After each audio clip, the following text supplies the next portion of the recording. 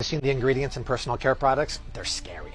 Anytime you see the word paraben, put it back, especially propylparaben. These are preservatives that prevent mold from growing in here, but they're hormone disruptors, endocrine disruptors. They mimic estrogen in your body. And for the ladies out there, they find more of that in your body because it's in your lotions, potions, and makeup. Pick up almost any product here. Fragrance. Shaving cream with fragrance and body wash with parfum or fragrance. That's the key word. If you see that, put it back because that's the cosmetics version of natural flavors. But there can be up to 3,000 synthetic fragrances or perfumes in there. They're proprietary. They ain't got to tell you anything. And they're linked to reproductive issues, and they find these fragrances in breast milk.